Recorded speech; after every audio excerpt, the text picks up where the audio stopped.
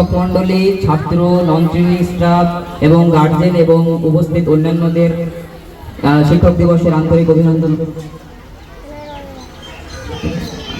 শুভেচ্ছা রইল। আমি ইমতিয়াজ আলম, 2019 সালের মাধ্যমিক ব্যাচ, পাস আউট ব্যাচ। তো তারপর এখন second year student, MBBS student, Bardhaman medical college.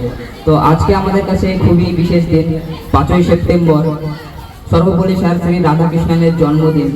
তো তার আমি একটা সংক্ষিপ্ত জীবনী তুলে ধরি, আমার বক্তব্যটা আমি শেষ করব।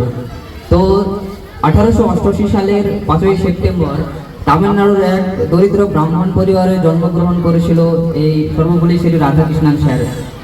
তিনি প্রথম থেকেই তার মনে একটা চিন্তাধারা ছিল যে শিক্ষিত সমাজকে উন্নতি করতে হবে।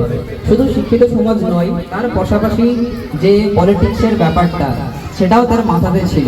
এটা নিয়ে তার মনোভাব শুরু হয় এবং তিনি দর্শনে স্নাতক পাশ করেন এবং পরবর্তী টাইমে ইংরেজ থেকে নাইট উপাধি পান এবং 1952 সালে ভারতের প্রথম উপরাষ্ট্রপতি পদে নিযুক্ত হন।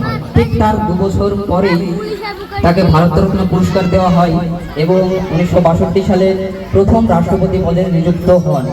তো আজকের এই দিনটি একটি বিশেষ দিন, কারণ তার বন্ধুরা এবং কিছু ছাত্র সমাজ যখন তার কাছে যায় এবং বলে যে স্যার আপনার জন্মদিনটা আমরা পালন করতে চাই, তখন তিনি একটি উপদেশ দেন যে আমার জন্মদিনটা এইভাবে পালন করা যাবে, কেননা এই দিনটি আমরা জাতীয় শিক্ষক দিবস হিসেবে পালন করি। সারা ভারতবর্ষের শিক্ষকদেরকে একটা সেলিব্রিটির মর্যাদাটা দিই আমরা। সুতরাং সেখান থেকে আমাদের যে কালচার, 5 সেপ্টেম্বর শিক্ষক দিবস, জাতীয় শিক্ষক দিবস আমাদেরকে উপহার দিয়েছে।